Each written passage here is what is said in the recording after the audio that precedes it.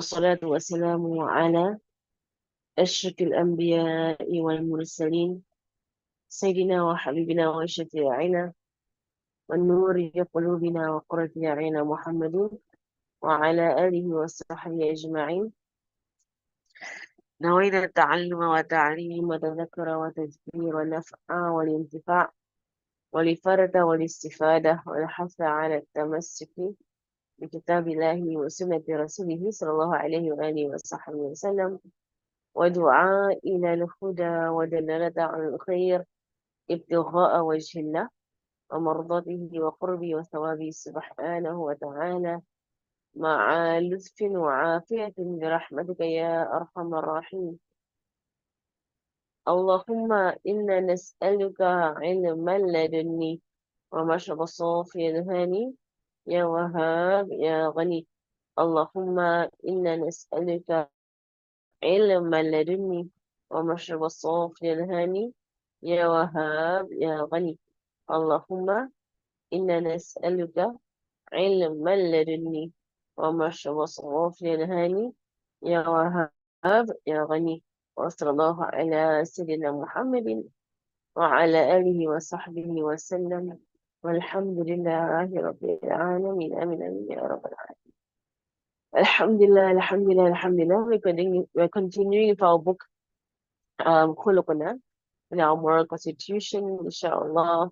May Allah subhanahu wa ta'ala rectify our character, may Allah subhanahu wa ta'ala purify us, and may Allah subhanahu wa ta'ala bring us high on this very, very steep path, of purification of character, alhamdulillah. Today's Saturday, inshallah, there'll be, as usual for Saturdays, with a lot of classes going on.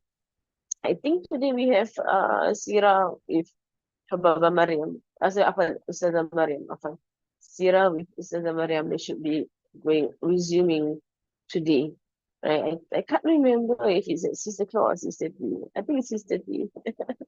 I think so. And I can't remember. I think it's Sister T. Right, but anyway, okay, tamam. So our last lesson, right? We were about the nafs, right? We were talking about the nafs. And now, and this is our khuluquna ma'a anfusina. This goes into our moral constitution of khuluquna ma'a anfusina with our own selves.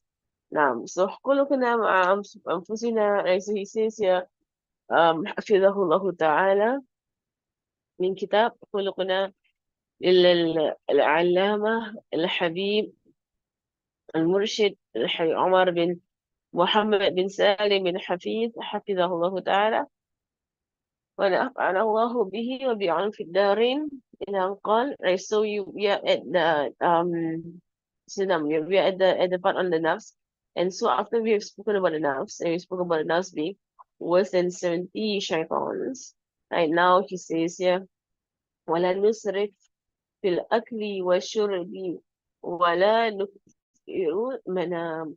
Right, so now 3 things about the nafs that needs to be controlled by everybody, right? Which is, do not eat too much, and do not drink too much, and do not sleep too much, right? Because all of these things destroys a human being, right? Eating too much, right? So subhanAllah, when someone eats too much and you eat a lot, right? What happens to you? You drink too much, right? And someone drinks too much, what happens to you?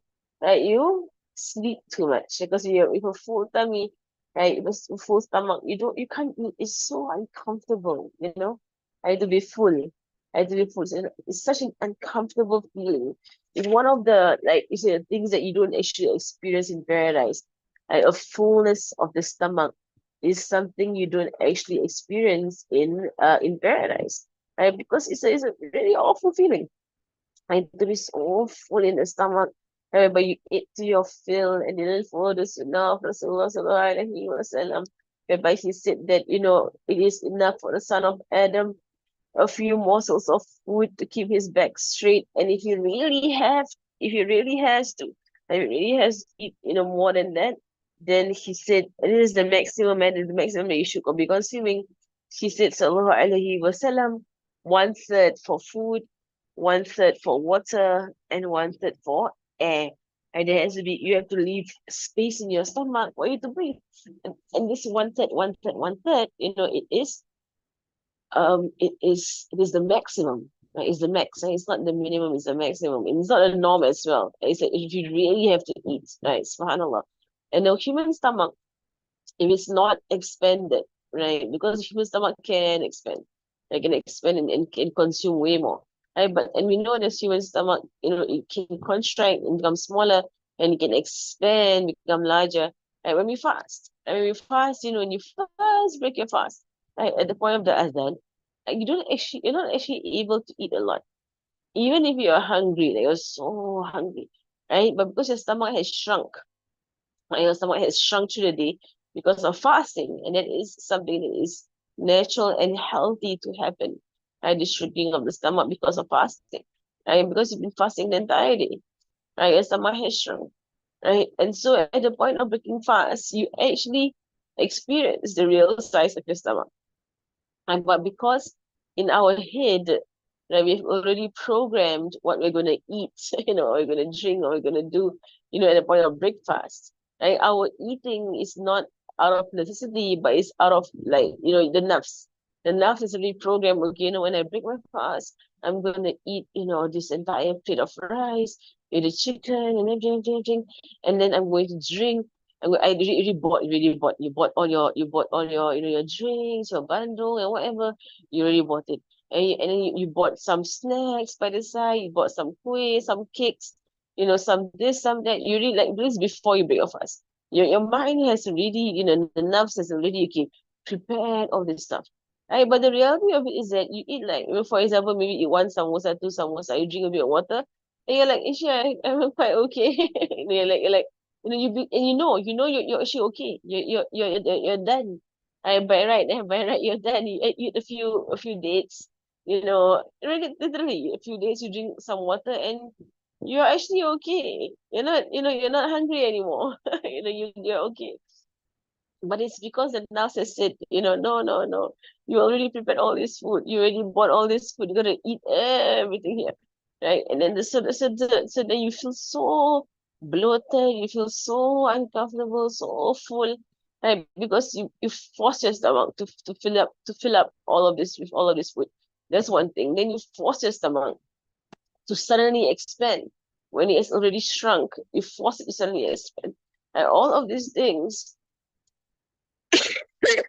Allah, all of these things, um, all of these things affect, it will affect you. Right? It will affect you, it will affect your health. It will affect your like, your body, it will affect everything, your lethargy, feeling tired all the time, feeling achy all the time, feeling sick all the time, and it will definitely affect your ibadah. It will definitely affect your ibadah. It will come in the way of your night prayers. You'll come in the way of your sunnahs. You come in the way of, even praying with khushu, with hudur, with praying with focus and stillness and concentration, right? And all of this, right? It goes back to what? It goes back to really lousy eating habits, like really bad eating habits. So when you speak about eating habits, there is first and foremost what you put into your mouth, right? And then secondly is, the amount you put into your mouth, right? And then thirdly is how, like how you consume what you put into your mouth, right? These are all parts of your eating habits, right? So what you put into your mouth, so mashallah, you're so far from this, ya Allah. Allah, right? The way of Rasulullah sallallahu alaihi wasallam is something that was actually in Tarim, some years ago when Tarim was in its like you say golden years of Tarim, right? Whereby they don't mix different types of food. And this is the way of Rasulullah as well. They don't mix different types of food. Right. So for example, if it's a meal, for example, right, a meal, right, if there's dates, that's all they eat. Dates. And they just consume dates. Or khalas. They don't mix different types of food, usually. Right. Or at most they mix it two types of food. For example, they might eat dates, they might eat watermelon, right? So for example, right? So and still it is separated, or they eat bread and they might eat some meat, for example, like stew. They might eat stew, and this is something that you would say, a rare occasion. because it's very expensive, right, to actually consume meat in the time of Rasulullah sallallahu alaihi wasallam, right? So they don't like mix a lot of stuff on their plate, right? So but it's just like one type of food. And this is very healthy. It is very healthy. And I'm reminding myself first and foremost, before reminding everybody else. It is so healthy. In the way they used to do it in the in the past, especially in the time of Rasulullah or some. And here in Tarim, they used to have this also. And they used to only eat one type of dish. And it's one type of food, and that's all. Right? So if you're having soup, full stop. You're not having soup and dessert and appetizers and this and that. No, no, no. You're having soup, you're having soup. That's it. That's all you're having. You're not gonna confuse your stomach, right? To produce all kinds of, to handle your stomach, your intestines, to handle all kinds of foods. And you're not gonna confuse it and overwork it, and you're gonna stress out your stomach by putting all kinds of things into your mouth you know so here's what it is, right? This is what it is.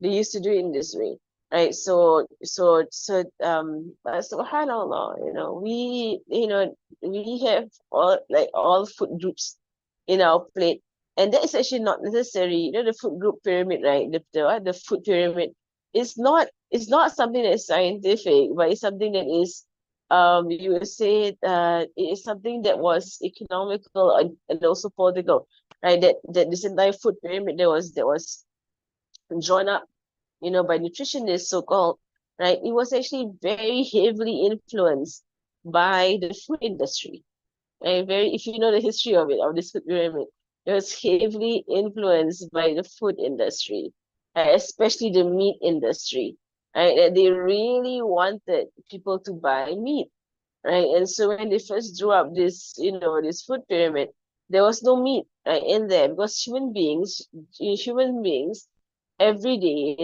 our day-to-day activities, generally human beings are vegetarian.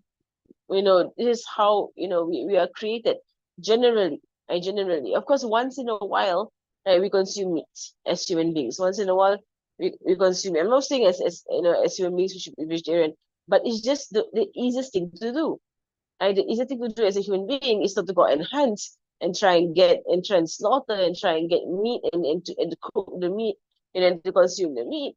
The easiest thing to do is to go to a tree, to a plant and just pluck. I just pluck or just harvest, just pluck the fruits of the plant, right, and then consume. Right? Subhanallah.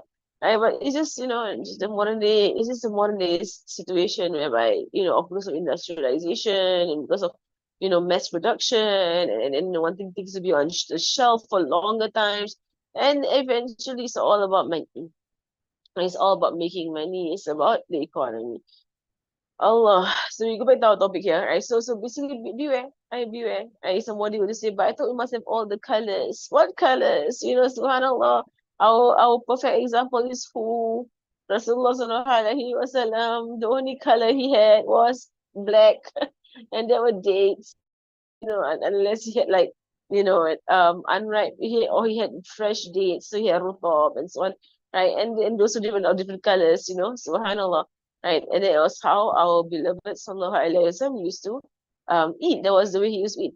And it was said that Rasulullah sallallahu alaihi wasallam, like he would eat once a day. Like this 3 meals a day also is an innovation of the West. Right? It is an invention of the West. Human beings never used to eat three meals a day, but it's an invention. There's a lot of stuff in our lives, a lot of things in our culture. These are all modern day, like you say, innovations, right? This never used to exist in the past. Human beings used to not eat this often. And human beings used to not snack around the clock. And human beings used to not have so many food types, on the same plate. And human beings used to not have meat, very often, right? And human beings used to not eat chicken for every single meal. It is disgusting if you think about it. It is disgusting that if every single meal you have to have some meat, like chicken or fish or beef or whatever, like every single meal, you can't just have something that's vegetarian. I mean, if this is the issue in your household, whereby every single meal there has to be some, form of meat somewhere, whether it's white meat or red meat, right? This is a problem. It is a problem, and it does show, a level of gluttony. It does show a level of, love of the dunya. They can't just eat simple foods, right? So, and then this entire talk about food, right, can be a very long talk, right? So I'm gonna keep it short, inshallah, right? And so just to be careful, right? To not overeat, and there's a first adab with yourself. Why are these etiquettes with ourselves? These are etiquettes with ourselves because they preserve our health, right? And every human being, our body has a right over us. Okay, your body has a right over you. And your body's right is that you keep your body healthy. So you don't actually have the right as a human being, right, to pump your body or to feed your body all kinds of things that's going to destroy your body, right? You don't actually have that right as a human being because your body is an amana. Your body is a trust onto you, right? So you're supposed to, preserve this trust in the best way, right? So you're not supposed to like, put so much sugar in this body or put so much, like processed foods in this body. And I really hope people are moving away from all of these things, right? And you are purifying your life, purifying yourself, purifying your diet, right? Inshallah. Right, and then limiting how much we consume, right? And subhanallah, like we have non-Muslims, there's a non-Muslims, right? All over the world, right? They are doing like 1 meal a day, and they call it OMAD, right? Which is like 1 meal a day, right? I mean, and they have like they have no Sharia, they have no Sharia goal, right? Like for us, right? If we were to limit our food and only have like 1 meal a day and make it a small meal, okay, don't make it a big meal, and if you did that, right, it will help our ibadah so much, ya Allah. You will really help our ibadah. It will help our ibadah so much. It will make us much better Muslims, subhanAllah. Like if we just lessen our food intake. There was once, I think it was Imam al-Bukhari or someone, like who basically, he said to his student, because he noticed there was one of his students who would go to the bathroom every single day. And for people on the past, right, to go to the bathroom every single day, right, it's a form of sickness. There's something wrong with you. That you go to the bathroom every single day. Because they eat so little, and literally they eat so little that they don't go to the bathroom except like, once a week. But we all like we have bowel movements every single day because we eat so much. Ya Allah. As Imam Bukhari was like, he saw one of his students go in the bathroom every single day, and he said to the other student, right, check in on him and see if he's okay. Right, and he said, why, Imam, why do you say he's not okay? And he said, because he's going to the bathroom every single day. Maybe he's sick. Something wrong with him. Maybe he's having diarrhea or something. Ya Allah. We go to the bathroom every single day, subhanallah. Allah, it is the culture. It is the culture. It's a lot of things, a lot of mindsets, a lot of things has been, and also you see the affluence, right? We become rich, as a people altogether, become rich. In the people of the past, they used to be so poor that, that it is the poverty that prevented them from eating so much, and also from eating so much like meat, right? It's not within their budget, right? So for them to eat something, easy and cheap, right, all the time, subhanallah. But it's for us, it's like because of affluence, and also the entire terrible, terrible culture of snacking, right? Just like buying snacks, keeping snacks, always having biscuits in your bag, always having, chocolates or sweets in your bag. This is a terrible culture. That to the point even our children, they're unable to just go and be hungry.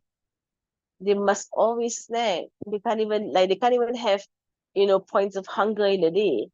It won't kill you to have hunger, in the day. In fact, it is a form of health, right? It actually keeps you healthy, right? To feel hunger in the day, and not hunger because you're so accustomed to eating. But there are two types of hunger. One type of hunger is the body demanding its norm, right? And you feel this hunger in Ramadan, right? Especially the first week of Ramadan, right? Because the body is so used to eating at 1 p.m., for example. So the body expects food at 1 p.m. Right? So when Ramadan kicks in and you don't eat lunch at 1 p.m., you will feel the first week of Ramadan, the hunger pangs. That's not real hunger. That's not hunger at all. That's not real hunger. It's just the body, demanding its norm. That's all. And the body wants the norm, right? But once you break past that, you will not feel hunger anymore, right? At the 1 p.m. mark, the pangs will not come anymore. And now your body is accustomed to a new system, right? To a new lifestyle. So which means it's so easy. It can be done even in a few days, right? To reset the body, the body clock, or to reset the body's expectation, right?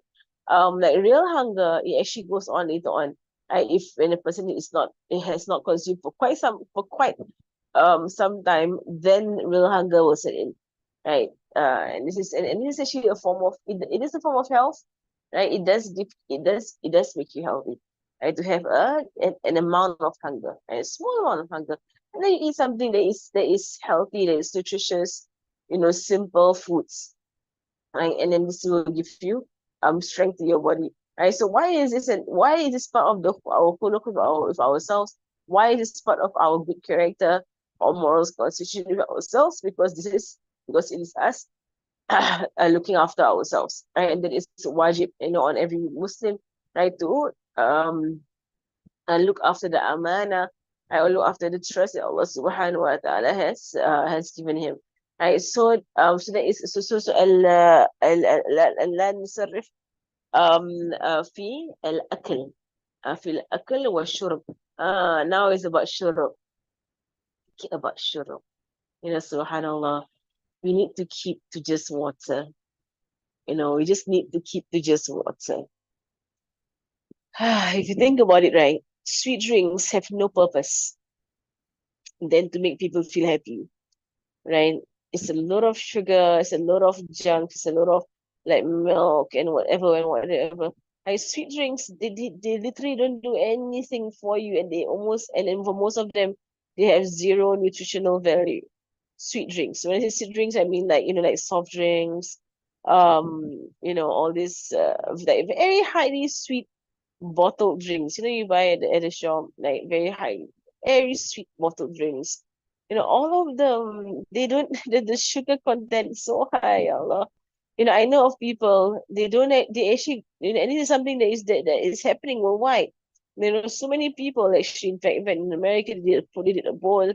I'm sure if you do it in Singapore, they'll find also alarming results of how many people who don't actually drink plain water in the day, right? But they go from drink to drink to drink to drink, right? So in the morning they wake up, they drink like a coffee or a malt drink or a chocolate drink, early in the morning. It's high in sugar, right? And then when they have their lunch, they also buy, like a sweet drink by the side, right? So that in our culture in Singapore, like they might buy bandung, or they might buy, like sweet tea, sort of Thai tea, or they might buy, soya bean by the side, whatsoever. They might buy something that is sweet, very sweet, by the side of lunch. And then dinner, same thing. And I know of people who keep these drinks in their fridge. Right? So you have like a stock of sweet drinks all in your fridge. Why? Why? What is the point of sweet drinks? This is something I really I appreciate my parents for. They always, since we were young, it's all about water. Right? About water. And now you can learn about making water life water and making water, good for your body and so on and so forth. Right? But really the first thing first is to cut out all those processed and sweet drinks that they do nothing but destroy your body. Right? They do nothing but destroy your body. And they like all those like small packet drinks that people tend to give out. It's kind of small. It is in our country we have a lot of it, kind of small packet drinks. Those two, right? Those are actually just really bad. Mashallah. For health, high in sugar. So drink. Right. So try and keep your drinks water. Right, keep the water. Try and phase out all the types of drinks, right? And then and especially drinks that have high sugar. Right? So if you control this and that, if you control your eating habits and you control your drinking habits, right, you will definitely, inshallah, control your sleeping habits. Right? So if you have a lot of difficulty, in waking up for tahajjud, you're always so lethargic, and you're always so tired, so this or that, and you feel like your sleep is never enough, right? Then it's all a sign that your eating and your drinking is really not healthy.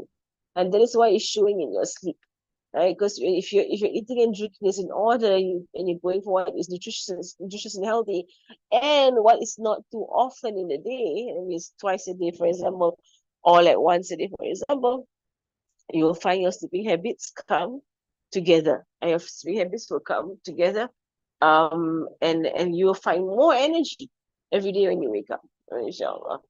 Okay, inshallah, I think I'll stop here for today. My voice is really, not so sure what's there is an illness going around here in Tarim, right? So yeah, it's a lot of culture that needs to be changed, a lot of mindset, a lot of culture. Like we force our kids to eat a lot of food, and then we force them to eat 3 times a day. Then we force them to, like we eat they drink bubble tea every single day. Oh, bubble tea is so unhealthy. It's so incredibly unhealthy, bubble tea. Like, it's really, you see, it's like you're just feeding their nerves.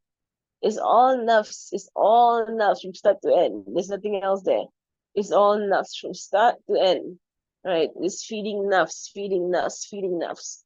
Right? So really, we need to really rethink our eating habits, really, and make changes in your lives, and especially for your children, right? Remove all this processed stuff, right, that you let them consume. Remove processed sugar, right, from the household. I would say try your very best to remove processed sugar from the household, right? Replace it with honey, or replace it with, like basically, sources that are more nutritious.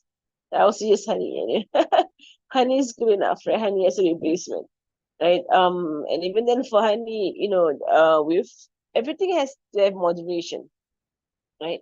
So you can reduce or remove processed sugar, remove it completely from the household, and then find alternatives. Right now, alhamdulillah, there are more and more alternatives, right? And then just cut down. Just eat less, right? Eat less and cut down. Right? So inshallah, may Allah subhanahu wa ta'ala make it easy for us. Like, inshallah. Allah, it is a culture, okay? It is a culture. We're so trained on this. We're brought up on this. It's so hard to change sometimes. Unless you want to change, and then people all around you resist you, right? Or even the older folks, they think that you're going crazy. They're trying to resist. You're trying to limit the food, for your children and so on and so forth. May Allah make it easy for us, inshallah. Okay, barakallahu fikum. الله بارك الله فيكم وصلى الله على سيدنا محمد وعلى آله وصحبه وسلم والحمد لله رب العالمين. Ice cream and chocolate and whatever, right? I was shocked when I was in primary school or secondary school, because my parents really control, and they do control, right? So it's only like once a week, my father might buy ice cream and give it to us like once a week, or and then back then, and we almost never got chocolates. Almost never got chocolate when I was growing up. So I was shocked. I was so shocked when I was, coming back home from school with my friend. And I was sec 1 or something, secondary 1, secondary 2. And then every single time we take the bus together, I took the bus with my friend. Every single day we go by the shop, right? She would buy, a bar of chocolate every single day without fail. Okay, for me personally, my parents don't give me enough money for me to do that. So I can't actually buy a bar of chocolate every single day, because I don't get enough money to actually do that. And I used to I used to do wonder at her. I'm like, every single day, she will definitely stop by the shop, because we live close to each other, as we come together, right? And she would definitely buy a Mars bar every single day. And I said to her, "Do you buy a Mars bar every single day?" And for me, I was looking at it. I was sec 1, and I was looking at it from a point of view of there's so much money. And because it's like a whole dollar, back then it was a whole dollar. Like I only got a few cents every day. I hardly even got a dollar in one day. And you can buy what this thing, the entire you can buy this Mars bar every single day, and I see buys every single day. It's just like, yeah, she has to. She has to because she feels like she's like to say if she doesn't eat her Mars bar every single day, right, she will feel very hungry. Oh, she was addicted. And I even remember when I was primary school, there was this like the lady in the canteen, the drink lady, right? They sell this like this gassy drink that cost, I still remember, it cost $1.20. Oh, that's way above my budget. My parents only give us 20 cents every day. Right. So for us you'll buy like a small drink that's 10 cents or 20 cents drink, and that's good enough. Or you drink water. Right. But I had a friend, okay, two there were a few of them. They'll buy that bottle every single day. $1.20. Gassy drink. I don't know what drink it was, but I know it was $1.20. And to the point, as a child, I still remember I was primary four, primary five. I was thinking, maybe they get it for free. Maybe their father, you know, I don't know. Maybe he gives he puts the bottle there for them, and they get it for free. I was trying to brain it. I was trying to understand how in the world could you buy a $1.20, a bottle every single day? And maybe they just go and they top up the. I was thinking to myself, and I still remember myself as a child. I was thinking, how do they buy that bottle every single day? And it didn't occur to me that they actually literally just went there and they spend that money. But I had friends who just at primary school they were given $5 a day. They were given $10 a day. $10 a day in my time. $10. There was a guy boy who had $10 a day. What in the world are parents thinking? Seriously, what in the world are parents thinking? My parents were not poor. They were not poor, my parents, but they were training us. They were training us, right? So they limited, what we got. And I remember we used to get 50 cents. Then my brother requested for a raise. My older brother, she was like, give us more, we need a bit more money for school. So my parents raised from 50 cents to 60 cents. Fantastic.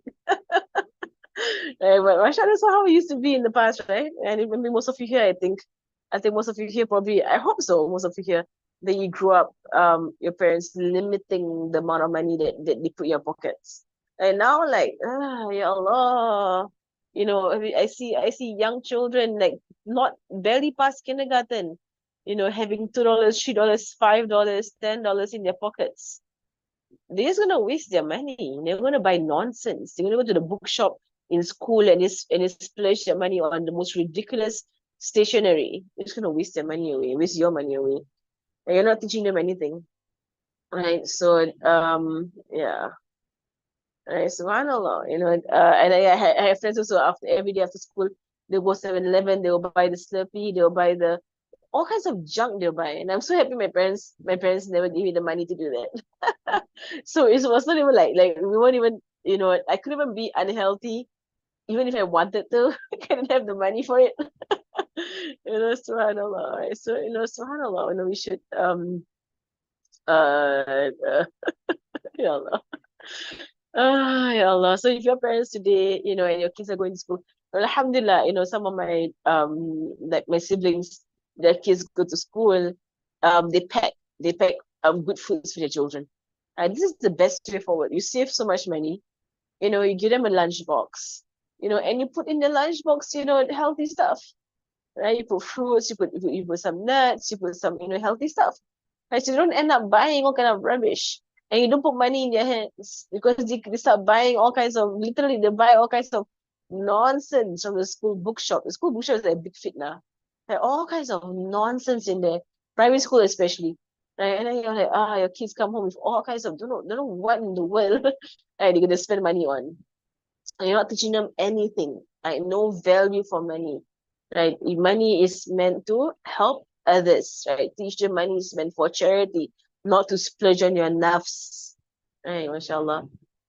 وصلى الله على سيدنا محمد وعلى آله وصحبه وسلم والحمد لله رب العالمين سبحانك اللهم وبحمدك أشهد أن لا إله إلا أنت أستغفرك وأتوب إليك الفاتحة الله رزقنا منافعا وعملا نفعا من الهدى ويسر به قبل النبي محمد صلى الله عليه وسلم والروح وعلمنا ومشايخنا والذوي الحق علينا وإلى حضرة النبي محمد صلى الله عليه وآله وصحبه وسلم الفاتحة.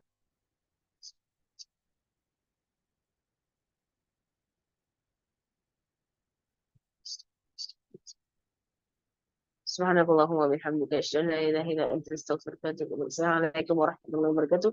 I think later we have Sira at 11 a.m. in Singapore, 6 a.m. here Tarim, and then we have the rest of the classes for the day.